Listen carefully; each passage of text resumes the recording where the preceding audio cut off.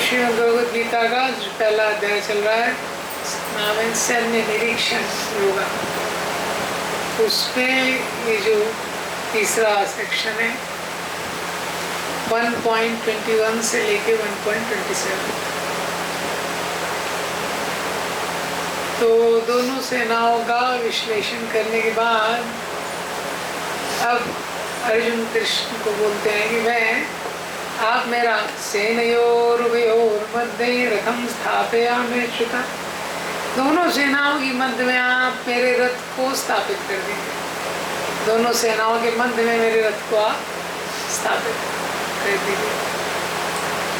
तो भगवान पूछते हैं, अरे अभी तो युद्ध होने वाला है, अभी सेनाओं के बीच में जाने का क्या प्रयोजन है? यावदेतान निरीक्षे हम, अर्जुन बोलते हैं मैं निरीक्षण करना चाहता हूँ। हाँ, योद्धु कामान अवस्थितान, कौन कौन युद्ध करने के लिए आया है उसका मैं निरीक्षण करना चाहता हूँ। इस प्रकार से तो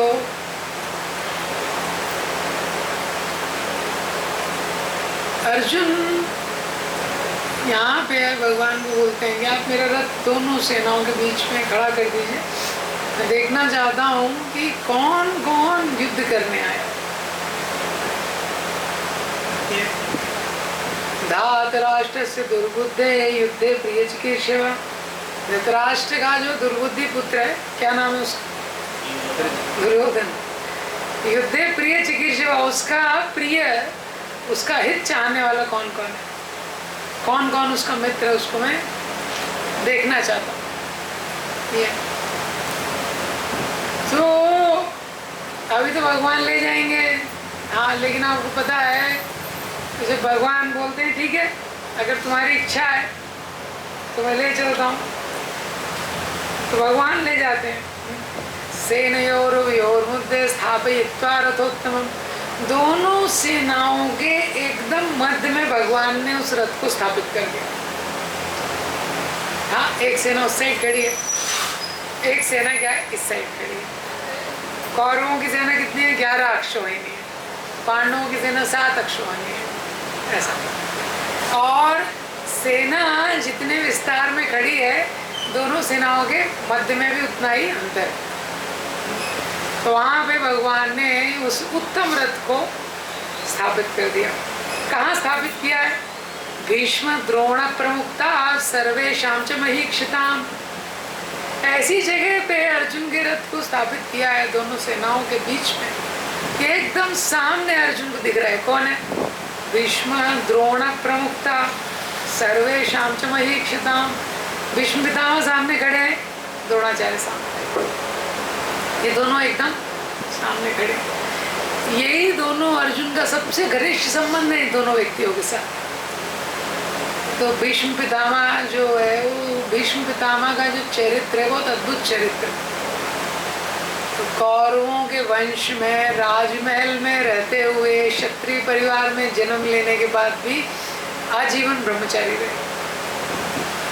तो जब भीष्म पितामह ने आजीवन ब्रह्मचर्य का व्रत लिया तो आकाश से पुष्पों की वर्षा हुई और ये शब्द हुआ भीष्म भीष्म भीष्म, ऐसे उनका नाम भीष्म पितामह हो गया। तो वो भीष्म पितामह के प्रति बहुत स्नेह है अर्जुन का। भीष्म द्रोण प्रमुखता, दूसरा कौन है? द्रोणाचार्य, दूसरा द्रोणाचार्य के प्रति बहुत कृतज्ञता है। तो वहीं भगवान ने रथ को खड़ा कर दिया। अब भगवान ने अर्जुन को बोला, वाच पार्थ पश्यतान, हे पार्थ पश्यतान, देखो, तुम देखना चाहते थे ना तो देखो। संवेतान कुरुनीति, देखो कुरुओं के सारे जो सैनिक हैं ये तुम्हारे सामने खड़े। अब अर्जुन ने देखना शुरू किया। तत्र पश्यस्थितं पार्था पितृनता पितामह, अब अर्जुन ने जब देखना शुरू किया तो अर्जुन क्या देख रहे हैं? इसमें तो पिता लोग खड़े हैं, इसमें तो पितामह दादाजी लोग खड़े हैं, आचार्यन, इसमें तो शिक्षक लोग खड़े हैं, द्रोणाचार्य, मातुलन, बहुत सारे मामा, शल्य आदि मामा खड़े हैं, भ्रातरान, इतने सारे भाई खड़े हैं, पुत्रान, जो पुत्र की उम्र के वो खड़े हैं, पौत्र खड़े हैं, ये 5 जनरेशन्स का गेट टुगेदर था। घर में क्या होता है आपने देखा है, जब भी सारे लोग साथ में जुड़ते हैं तो जनरली 16 संस्कार में से 2 संस्कार है जो लोगों को पता रहता है, विवाह संस्कार और अंतिम संस्कार। इसमें मैक्सिमम लोग जुड़ते हैं। पहले विवाह का जो संस्कार है 4-5 दिन का होता है और लंबा रहता है। अब तो सब शॉर्टकट है, इतना टाइम नहीं किसी के पास। हाँ, और अब सब लोग आ भी नहीं पाते हैं, हर परिवार में से कोई एक रिप्रेजेंटेटिव आता है। यहाँ पे लेकिन क्या है, 5 जनरेशन 5 पीढ़ियों का गेट टुगेदर अर्जुन देख रहे हैं। ये तो जब भी हम कुछ देखते हैं ना तो भावनाएं उससे कनेक्ट होती है, तो व्यक्ति भावनात्मक हो जाता है। तो अर्जुन ने बोला मैं देखना चाहता हूँ, लेकिन जैसे ही देखते हैं, हाँ अभी अगले श्लोकों में आएगा, सीदंति माम गात्राणि मुखम चा परिशुष्यति वे पुतुश्चा शरीरे में रोम हर्षश्च जायते। शरीर कांपने लगता है, हाँ रोंगटे खड़े हो जाते हैं, गांडी वे संसते, गांडी फिसलने लगता है, त्वचैव परिधायते, जो उनकी त्वचा है वो जलने लगती है। इतना अफेक्टेड हो जाते, इतने वो सोचते हैं इनके साथ मैं युद्ध करूंगा, ये सब तो मेरे परिवार वाले, इनके साथ कैसे युद्ध करूं। हाँ, तो संसार में ये जो आंखें हैं, हाँ, इसलिए आंखों से जब व्यक्ति देखता है ना बड़ा प्रभावित हो जाता है। इसीलिए ज्ञान बहुत महत्वपूर्ण है। अगर ज्ञान नहीं होगा, पहले दृष्टि होगी लेकिन दृष्टिकोण नहीं सीखा ऐसे ही, तो अफेक्ट हो जाएगा ये संसार में। अजामिल ने एक दृश्य देखा, तो पूरा लाइफ का चैप्टर उसका चेंज हो गया। विश्वामित्र तपस्या कर रहे थे, उन्होंने एक दृश्य देखा, हाँ उनकी तपस्या बंद हो गई। तो ये शरीर में जो इंद्रियां दी गई हैं, हर इंद्रिय जो है उसमें बहुत शक्ति है।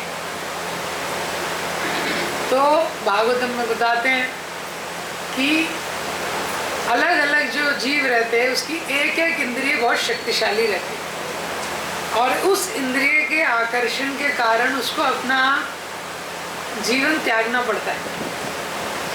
जैसे हिरण को कैसे पकड़ते हैं, पता है आपको? हिरण को कैसे पकड़ते हैं?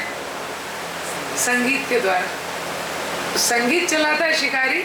हिरण का वीकनेस क्या है? ईयर।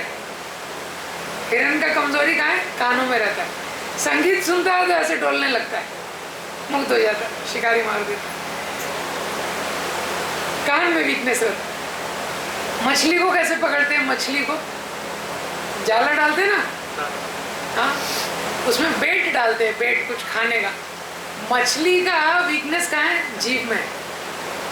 तो वो जो हुक होता है उसके बीच में थोड़ा बेट डालते हैं, उसको जैसे ही खाती है वो हुक चला जाता है गले में, तो मछली की मृत्यु हो जाती है। भंवरा होता है, उसकी वीकनेस किस में रहती है? नासिका में, सुगंध। तो जो पुष्प होता है, पुष्प में सुगंध में इतना आकर्षित हो जाता है, वो पुष्प बंद हो जाता है, उससे निकल नहीं पाता है। वो भंवरा निकल सकता है, उसमें शक्ति है, लेकिन सुगंध में इतना इंटॉक्सिकेटेड हो जाता है, उसकी भी मृत्यु हो जाती है। इसी तरह जो हाथी है, हाथी को कैसे पकड़ते हैं? स्पर्श के द्वारा। हाथी का कमजोरी क्या है? स्पर्श। तो हाथी को पकड़ना होता है तो कैसा होता है? जंगल में हाथी है तो हाथी जाता है, हाथी को आगे गड्ढा बना के रखते हैं, उसको घास से कवर करके रखते हैं। उस गड्ढे के आगे शी एलिफेंट यानी हथिनी रहती है। तो हाथी का कमजोरी रहता है स्पर्श इंद्रिय जो। तो हाथी वो हथिनी से आकर्षित हो जाता है, तो उसको स्पर्श करना चाहता है, उसके साथ कुछ भोग करना चाहता है, तो उसके पीछे जाता है, बीच में गड्ढा रहता है, इसको घास से कवर किया रहता है। तो जो हथिनी है वो ऐसे जाती है, और हाथी सोचता है शॉर्टकट कर लेता हूँ, पकड़ लूँगा, ऐसे जाता है, गड्ढे में गिर जाता है। हाँ, ऐसे हाथी को पकड़ा जाता है। और पांचवा है पतंगा। अभी आप बारीकी से पतंगा रहता है ना, पतंगा वो किससे आकर्षित होता है? लाइट से, प्रकाश से आकर्षित रहता है, उसकी आंख में कमजोरी रहती है। तो प्रकाश में वो चला जाता है, उसी में उसकी मृत्यु हो जाती है। तो ये एक इंद्रिय के कारण उस जीव को अपना जीवन देना पड़ता है। और ऐसा बताया गया है कि मनुष्यों में पांचों की पांचों इंद्रियां प्रबल है। मनुष्य शरीर उसमें भी ये जो 7 श्लोक हैं, इसमें दृष्टि के बारे में वर्णन हो रहा है। जो दृष्टि है उसका वर्णन हो रहा है कि कैसे अर्जुन ने बोला, अर्जुन ने बताया, अर्जुन ने बोला कि मैं देखना चाहता हूँ। तो अर्जुन ने बोला मैं देखना चाहता हूँ। सेनयोर उभयोर मध्य रथम स्थापिता मेच्युता, भगवान दोनों सेनाओं के बीच में मेरा रथ स्थापित कर दीजिए, मैं देखना चाहता हूँ। कब तक देखना चाहता हूँ? यावत एतान निरीक्षे हम, तब तक मैं देखना चाहता हूँ। हाँ, जब तक मैं निरीक्षण न कर लूँ तब तक रथ को रोक के रखिए। योधु कामान अवस्थितान, कौन कौन युद्ध में करने आया है, युद्ध करने, उसको मैं देखना चाहता हूँ। तो आंखों का ये स्वभाव है। Generally maya comes through eyes, Krishna comes through ears. जो माया है वो किसके माध्यम से आती है? कलयुग में और ज्यादा आंखों के माध्यम से आती है। कृष्ण कानों के माध्यम से आते हैं। लोग भगवान का दर्शन करना चाहते हैं लेकिन दर्शन कानों से होता है। माया क्या है? आंखों से आती है। आंखों से भी कृष्ण आ सकते हैं जब हम भगवान का दर्शन करेंगे, लेकिन साधारणतया माया आंखों से प्रवेश करती है ज्यादा। ये तो अर्जुन ने भी युद्ध भूमि में 5 पीढ़ियों का गेट टुगेदर देखा, माया प्रवेश कर गई। अरे तो मामा है, तो चाचा है, तो पिता है, तो पुत्र है, तो पौत्र है, सब कैसे युद्ध करूंगा? माया प्रवेश कर गई। और इस संसार में इन आंखों का ऐसा स्वभाव है, eyes are never satisfied, eyes are never satisfied. देखिए अगर किसी को भूख लगी है, हाँ, 4 चपाती खाएगा, कोई 5 चपाती खाएगा, कोई हरियाणा का होगा 8 चपाती खाएगा, कोई बॉक्सर होगा 10 चपाती खाएगा, अलग अलग, मैक्सिमम 15 खाएगा कोई, हाँ, 15-20 से ज़्यादा कोई, हाँ, वर्ल्ड रिकॉर्ड बन जाएगा उसका। लेकिन आँखें कभी संतुष्ट नहीं होती। इन आँखों को कितने दृश्य दिखाए जाएंगे संतुष्ट हो जाएंगी? कभी संतुष्ट नहीं। आईज आर नेवर सेटिस्फाइड, आँखें कभी संतुष्ट नहीं होती। ये आँखों का स्वभाव है। ये तो इस संसार में आज की डेट में भी आप देखेंगे, आज के समाज में ये इंद्रिय की शक्ति को, आँखों की शक्ति को व्यक्ति जानता नहीं है। और जब हम किसी की शक्ति को नहीं जानते, जैसे ये कोई छोटा बच्चा है, उसके आपने हाथ में तलवार दे दी, हाँ, तो इधर उधर कुछ कर देगा, वो पता नहीं उसकी शक्ति। इसी तरह से इंद्रियों में भगवान ने शक्ति दी। तो ये आँखें बहुत शक्तिशाली, हाँ, और ये कभी संतुष्ट नहीं होती, कभी संतुष्ट नहीं होती।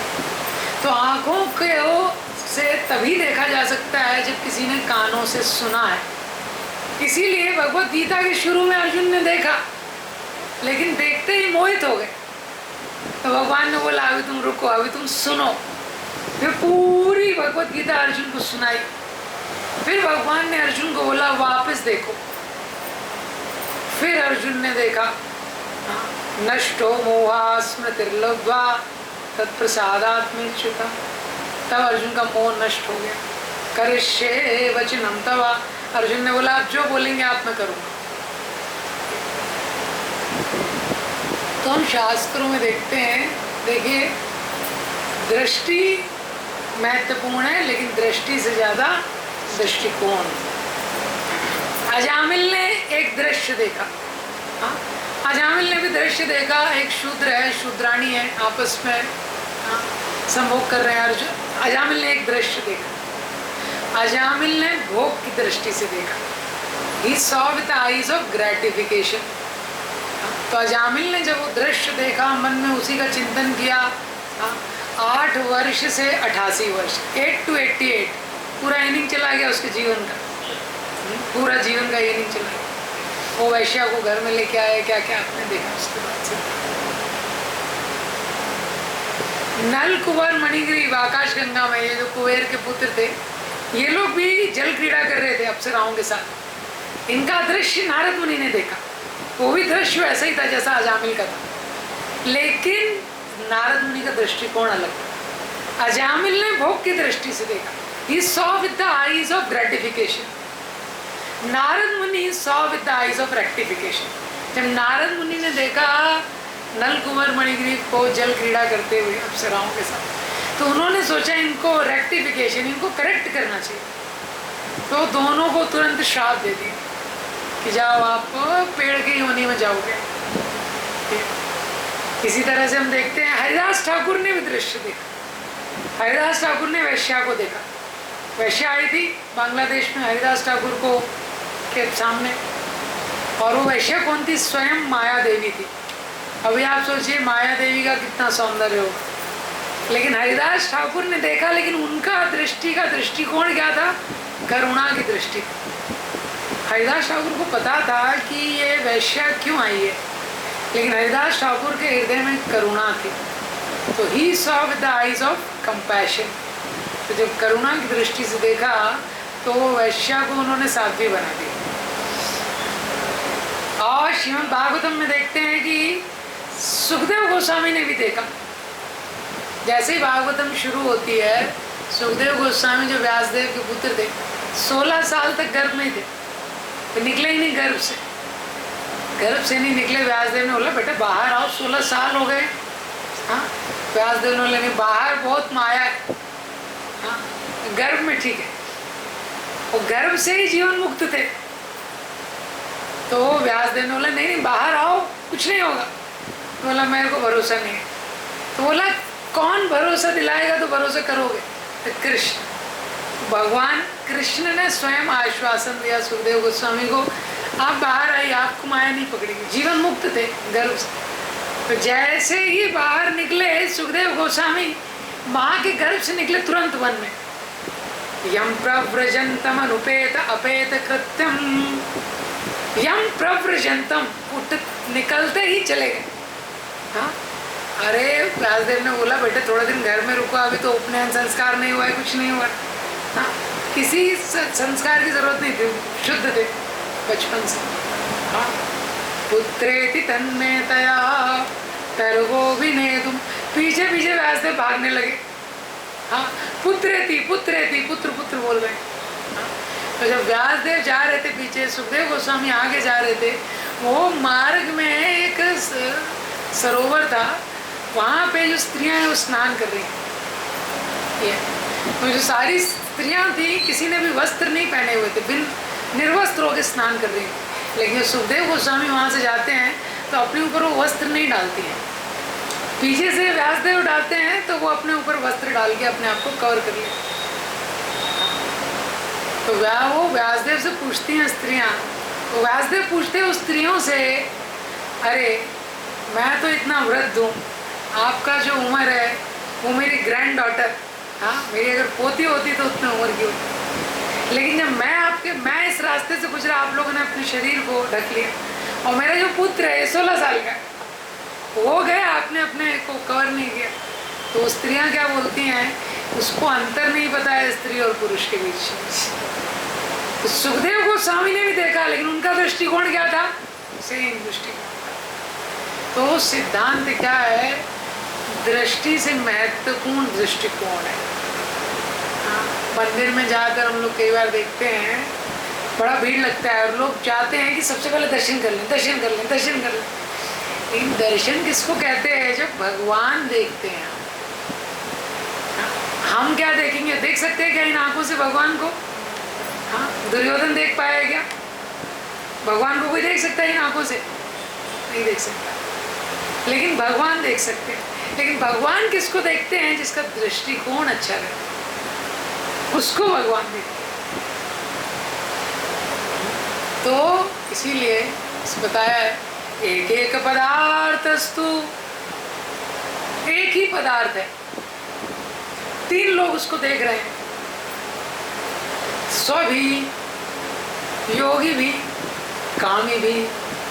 स्व मीन्स कुत्ता, एक ही पदार्थ है, उसको कुत्ता भी देख रहा है, योगी भी देख रहा है, और सभी योगी भी, कामी पुरुष भी देख रहा है। तो एक स्त्री किसी मार्ग से जा रही है, उसको 3 लोग देख रहे हैं, एक पदार्थ उसको, लेकिन तीनों का दृष्टिकोण अलग है। तो जब कुत्ता देख रहा है, कुत्ता सोच रहा है मेरा लंच बॉक्स चल रहा है, तो स्त्री चल रही है तो कुत्ता सोचता है कि मेरा टिफिन बॉक्स जा रहा है। और योगी भी, जब योगी देखता है तो योगी बोलता है ये शरीर क्या है, हाँ तो ये तो रक्त मांस मल मूत्र इन सबसे बना हुआ शरीर है, पंच महाभूतों का संयोजक ये शरीर है, वो पंच महाभूतों को देख रहा है। और जब कामी पुरुष देख रहा है तो उसको कामिनी की तरह देख रहा है कि ये एक आकर्षित स्त्री के रूप में देख रहा है। तो दृष्टि और दृष्टिकोण, तो शास्त्र हमको सिखाते हैं कि कैसे आध्यात्मिक दृष्टिकोण रहना है। तो दृष्टिकोण महत्वपूर्ण है कि कैसे हमारे जो दृष्टिकोण है वो आध्यात्मिक हो। तो जब भी हम भगवान के नाम का जप करते हैं, भगवान की सेवा में लगते हैं, भगवान के भक्तों के संग में आते हैं, कथा का श्रवण करते हैं, इससे क्या होता है, दृष्टिकोण चेंज होता है, वो महत्वपूर्ण है। हाँ, भक्ति सिद्धांत सरस्वती ठाकुर का फेमस कोट है, don't try to see Krishna, try to serve Krishna in such a way that Krishna wants to see you. Krishna को देखने का मत प्रयास कीजिए, भगवान कृष्ण की सेवा में प्रयास कीजिए। ऐसी सेवा कीजिए कि भगवान बोले कि कहाँ है ये भक्त, कहाँ है। जैसे इस्कॉन में जयानंद प्रभु हुए हैं, आपसे पता होगा, प्रभुपाद जी किसी मंदिर में आते पूछते जयानंद कहाँ है। इतना सेवा करते थे प्रभुपाद जी के लिए, इतना सेवा करते थे। तो भक्ति सिद्धांत सरस्वती ठाकुर बोलते थे भगवान की ऐसा सेवा कीजिए कि भगवान देखेंगे आपको। तो इसीलिए दृष्टिकोण महत्वपूर्ण है। भगवान सामने भी आ गए, अगर दृष्टिकोण नहीं है तो नहीं देख पाए। विराट रूप 3 लोगों ने देखा, हाँ पता है आपको, 3 लोगों ने विराट रूप देखा। तो दुर्योधन ने सबसे पहले विराट रूप देखा, उसका नंबर सबसे दर्शन की लाइन में सबसे आगे।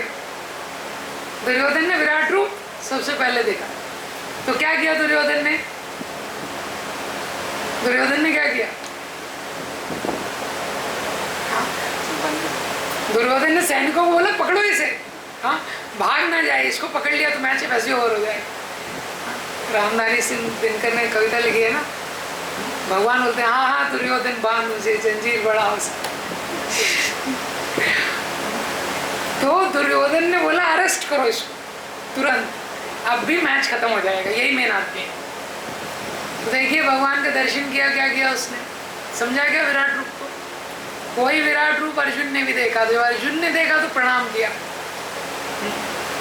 न अंतम न मध्यम न आदिम, न आदि न मध्यम न अंतम।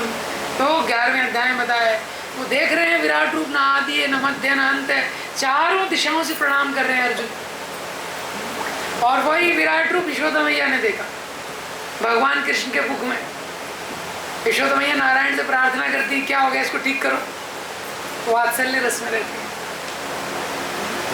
तो दृष्टिकोण महत्वपूर्ण है, दृष्टिकोण नहीं होगा तो देख के लाभ नहीं होगा। कई लोग तीर्थ जाते हैं, हाँ इतने सारे तीर्थों का भ्रमण करते हैं, सब जगह सेल्फी खींच के आते हैं, देखो हम यहाँ पे थे, हम यहाँ पे थे, हम यहाँ पे थे। हाँ, भगवान के साथ इतने दर्शन कैसे होगा, लेकिन दर्शन तो दृष्टिकोण से होता है। नरसिंहदेव स्वयं प्रकट हो गए, प्रकट हो गए कि नहीं हो गए नरसिंहदेव, स्वयं प्रकट हो गए। ऐसा अति अद्भुतम रूप उद्वहन स्तंभे सवायाम न मृगम न मानुषम। इतना अद्भुत रूप उन्होंने प्रकट किया, स्तंभ से, न मृग है न मानुष है। हाँ? तो हिरण्यकशिपु ने दर्शन किया, तलवार निकाल ली। उसी का दर्शन प्रहलाद महाराज ने किया, माला निकाल ली। दोनों का दृष्टिकोण अलग है। तो दृष्टिकोण महत्वपूर्ण है। दृष्टिकोण जब तक नहीं सेट करेंगे, 6x6 का भी आई साइट होगा लेकिन विजन नहीं मिलेगा, दृष्टिकोण सेट नहीं करेंगे। बांके बिहारी में एक व्यक्ति जाता था, वो अंधा था, हमेशा जन्मजात अंधा था। वो लेकिन निरंतर बांके बिहारी का दर्शन करने के लिए जाता था। तो वहाँ पे बहुत सारे जो पंडित थे और भी लोग, कभी उन्होंने एक बार व्यंग किया। उन्होंने उससे बोला, दर्शन हो गया दर्शन, व्यंग कर रहे थे। तो उन्होंने बोला, भाई मैं तो अंधा हूँ ये, लेकिन मैं अटेंडेंस लगाने आता हूँ, क्योंकि बाकी बिहारी अंधे नहीं, इसलिए मैं अटेंडेंस लगाने आता हूँ यहाँ। ये उसका दृष्टिकोण था कि प्रभु अंधे नहीं। तो शास्त्र हमको बार बार ही बताता है। तो पूरी गीता भगवान ने सुनाई अर्जुन के दृष्टिकोण को सेट करने के लिए, क्योंकि जैसा दृष्टिकोण होता है हम वैसा दिखते हैं। जैसे चश्मा पहनते हैं ना लोग, अगर एक दिन लाल चश्मा पहन लिया तो सारा दीवार लाल दिखेगा, पीला पहन लिया तो सब पीला दिखेगा, नीला पहन लिया तो सब नीला दिखेगा। इसी तरह चर्म चक्षु होता है, ज्ञान चक्षु होता है और प्रेम चक्षु होता है। तो चर्म चक्षु से जब देखते हैं संसार में भ्रमित होते हैं, क्योंकि चर्म चक्षु से हर चीज को, हर वस्तु को, हर व्यक्ति को अपने भोग के लिए ही दर्शन करते हैं। और भगवान का भी दर्शन करेंगे तो सोचेंगे हमारा ये कैसे काम कर सकते हैं। चर्म चक्षु से भोग की दृष्टि से ही दर्शन करता है वो चश्मा ही वैसा है ना, वो चश्मा उस कलर का है। इसीलिए एटलीस्ट हम जब शास्त्रों को पढ़ते हैं, शास्त्रों को सुनते तो ज्ञान चक्षु है। हाँ, ज्ञान चक्षु, तो ज्ञान चक्षु में सत्य का दर्शन करते हैं, जो यथार्थ सत्य है उसका दर्शन करते हैं। ज्ञान चक्षु में दर्शन होता है कि कैसे हम जीव हैं, भगवान के सेवक हैं, भगवान कैसे विभु हैं। और जब प्रेम चक्षु हो जाता है तो सबका, सब में भगवान का दर्शन होता है। प्रेमांजना चक्षु, how it goes? चुरित भक्ति, प्रेमांजना चुरित भक्ति, भक्ति, प्रेमांजना चुरित भक्ति, प्रेमांजना चुरित भक्ति विलोचनेन संतास देवे हृदयेषु विलोकयन्ति यम श्याम सुंदरम अचिंत गुणस्वरूपम गोविंदमादि पुरुषम तमहं भजामि। तो जब प्रेम हो जाता है तो क्या होता है, हर व्यक्ति को भगवान के अंश के रूप में देखते हैं। ममय वांशो जीव, तब सारे भगत तो पृथक भाव नहीं रहता है, सब जीवों के प्रति दया हो जाती है, जैसा महान संतों के जीवन में देखते हैं। तो इसीलिए दृष्टिकोण, साउथ इंडिया में, दक्षिण भारत में एक कथा आती है। वहाँ पे एक भक्त हुए, उनका नाम हुआ कुरेश। ये रामानुजाचार्य के शिष्य थे। रामानुजाचार्य श्री संप्रदाय के बहुत महत्वपूर्ण आचार्य हैं। तो बहुत उन्होंने वैष्णविज्म का प्रचार किया, लेकिन उनके प्रचार के कारण जो राजा था, कोलातुंगा उसका नाम था, तो जो राजा था वो बहुत उससे, वो शिव जी का भक्त था, बड़ा द्वेषी हो गया। और राजा का एक मंत्री था, चाटुकार उसका नाम एक था, और वो क्या था, पहले वो कुरेश का शिष्य था। रामानुजाचार्य थे, उनका एक शिष्य था, उसका नाम था कुरेश। बहुत महान भक्त हुए हैं, उनकी बहुत बड़ी कथा है। तो क्या हुआ, ये जो मंत्री था, इस मंत्री ने राजा को बोला, अगर आपको शिव जी का प्रचार करना है, रामानुजाचार्य को या तो हरा दीजिए या उसकी मृत्यु होनी चाहिए, नहीं तो ये तो वैष्णविज्म का प्रचार कर देगा। तो राजा ने ऑर्डर दिया, ये रामानुजाचार्य को बंदी बना के लाओ। तो कुरेश ने रामानुजाचार्य को बोला कि आप रहने दीजिए, आप मत जाइए, क्योंकि आप सूर्य के समान हैं। बहुत सारे लोगों के जीवन में आपके माध्यम से जो दृष्टि है वो लोगों को प्राप्त होगी। ये मैं चला जाता, मेरा जीवन चला भी गया तो उसका कोई, ये तो मेरे जीवन का सर्वोच्च लाभ होगा, आपकी सेवा में अगर चला जाता। तो बहुत विनम्र निवेदन किया, तो रामानुजाचार्य ने स्वीकृति दे दी, कुरेश चले गए। तो कोलातुंगा के साथ वाद विवाद हुआ, तो कुरेश ने उनको शास्त्र के आधार पे पराजित कर दिया। बहुत लंबा वाद विवाद हुआ, पराजित कर दिया। तो राजा क्रोधित हो गया, तो राजा को लगा इसको मार देना चाहिए, लेकिन फिर भी राजा ने बोला, उसका एक पास स्टोरी था, तो राजा ने बोला इसकी आंखें निकाल दो कुरेश। तो सैनिकों को आज्ञा दी, गरम सलाखों से उन्होंने आंखें निकाल ली। कुरैश थे, महापूर्ण थे, उनके साथ दोनों की आंखें निकाल ली। तो अब आंखें निकालनी, कुरैश की आंखों से इतने अश्रु गिर रहे हैं, आप सोच सकते हैं कितना कष्ट हुआ होगा। गरम सलाखों से आंखें निकालनी। तो कुरैश जिन्होंने आंखें निकाली थी वो सैनिकों को धन्यवाद देते हैं, उस सैनिकों को धन्यवाद देते हैं। कुरैश बोलते हैं, आपने ये मेरा जो शरीर है ये तो क्षणभंगुर शरीर है, ये शरीर को आज आपने मेरे गुरु की सेवा में लगने का अवसर दिया। हाँ, मैं बहुत कृतज्ञ हूँ आपका। ये कुरैश ने बोला। सैनिकों का हृदय द्रवित हो गया। कुरैश का ऐसा चरित्र था, तो वो लोग उसको छोड़ के आए श्रीरंगम तक। तो जब वहाँ पे उनको ले गए कांचीपुरम, रामानुजाचार्य को पता चला, रामानुजाचार्य को बड़ा कष्ट हुआ। तो कांचीपुरम में वरदराज स्वामी है। वरदराज यानी वरदान देने वालों में सर्वश्रेष्ठ है। वरदराज, ऐसे उनका हाथ रहता है, हमेशा वरदान देते रहते। गए हैं आप लोग कांचीपुरम? कांचीपुरम गए कोई? नहीं गए कांचीपुरम? बहुत सुंदर रीति वरदराज जी की। तो अभी श्रवण के माध्यम से आप लोग कांचीपुरम जा रहे हैं, लेकिन तो कांचीपुरम में वरदराज स्वामी है। तो वरदराज स्वामी वरदान देते रहते। तो रामानुजाचार्य ने बोला, कुरैश तुम जाओ और वरदराज स्वामी से अपनी आंखें मांग लो। तो कुरैश जाते हैं, वरदराज स्वामी के सामने प्रार्थना करते हैं। वरदराज स्वामी प्रकट होते हैं, तो क्या चाहिए? तो कुरैश बोलते हैं, वो जो मंत्री है उसको भगवान के धाम भेज दो। वो जो मंत्री था, कौन? जिसने पूरी योजना बनाई थी, जो मास्टरमाइंड था, बोलते हैं उसको भगवान के धाम भेज दो। और जिन लोगों ने मेरी आंखें निकाली थी, वो जो सैनिक थे, उनको भी भगवान के धाम, आपके धाम बुला लीजिए। तो वरदराज स्वामी ने बोला ठीक है। वापस आ जाते हैं, रामानुजाचार्य देखते हैं इनकी तो आंखें अभी भी नहीं आई, दृष्टि नहीं आई। तो बोलते तुमने मांगा नहीं वरदराज स्वामी से। तो रामानुजाचार्य वापस भेजते हैं, जाओ और अपनी आंखें मांग लो। तो कुरैश वापस आते हैं, प्रार्थना करते हैं, वरदराज स्वामी प्रकट होते। तो क्या चाहिए? कुरैश बोलते हैं, वो जो कोलातुंगा राजा है उसको आप अपने धाम बुला लीजिए। तो वरदराज स्वामी फिर वरदान दे देते हैं। फिर वापस आते हैं, रामानुजाचार्य देखते हैं इसकी दृष्टि नहीं आई है। रामानुजाचार्य बोलते हैं, मैं तुमको आज्ञा देता हूँ, ये गुरु की आज्ञा है, जाओ और दृष्टि मांगो, अपनी दृष्टि मांगो। कुरैश वापस जाते हैं, वरदराज स्वामी से प्रार्थना करते हैं। इस बार वरदराज स्वामी स्वयं बोलते हैं, कुरैश मैं तुम्हें दृष्टि देना चाहता हूँ।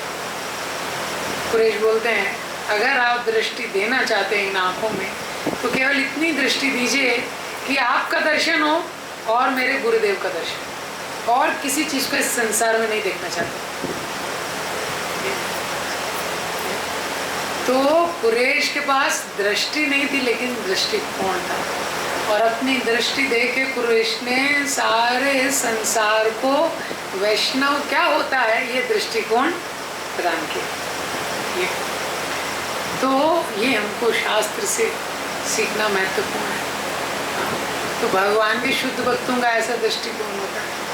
तो अर्जुन ने देखा तो प्रभावित हो गए। इस संसार में जो भगवान है उनकी सबसे सुंदर आंखें हैं और सबसे सुंदर दृष्टिकोण है।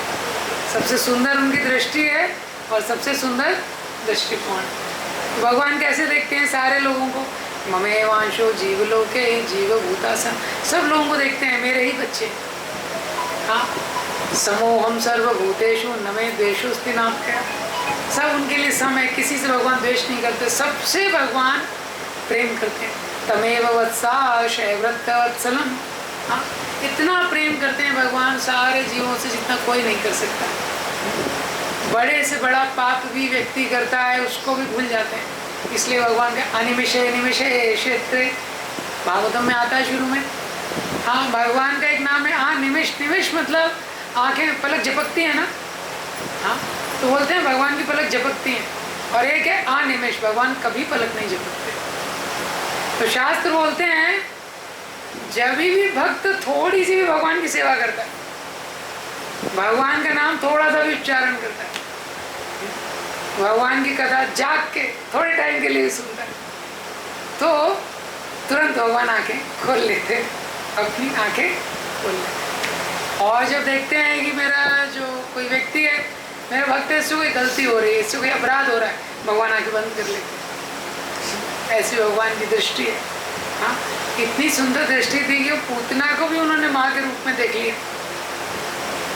ऐसा तो जब हम भगवान की भक्ति करते हैं, हाँ, तो हमारी दृष्टि वास्तव में जो दृष्टि का दृष्टिकोण है पूरी तरह से चेंज हो जाता है। तो ये सेक्शन है, इसमें बता रहे हैं किस प्रकार से अर्जुन 5 जनरेशंस का गेट टुगेदर देखते हैं तो मोहित हो जाते हैं। लेकिन आगे गीता में आएगा जब भगवान ज्ञान देते हैं तो वो सही सही देख पाते हैं। इसका मतलब क्या है, किसी भी चीज़ को देखने के पहले ज्ञान होना महत्वपूर्ण है। ज्ञान से पहले व्यक्ति देख लेता है तो गलती हो जाती है।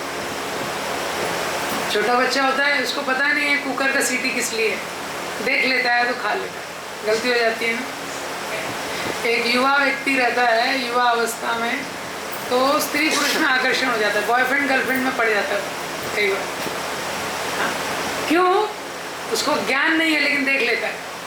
किसी लड़की को देखता है, उसको लगता है सुंदर लड़की। तो when emotions come before knowledge it is dangerous। जब भावनाएं ज्ञान के पहले आती हैं दुर्घटना होती है। उसको ज्ञान नहीं है अभी कि स्त्री पुरुष का संबंध क्या होता है, इसकी जिम्मेदारी क्या है, शास्त्र में इसका वर्णन क्या, उसको पता नहीं। इसलिए शास्त्र बताते हैं पहले ज्ञान चाहिए। तो ज्ञान होगा तभी जो दृष्टि है उसका सही दृष्टिकोण व्यक्ति को हो पाए। हरे कृष्ण। श्री प्रभुपाद की श्री प्रभुपाद। आप लोग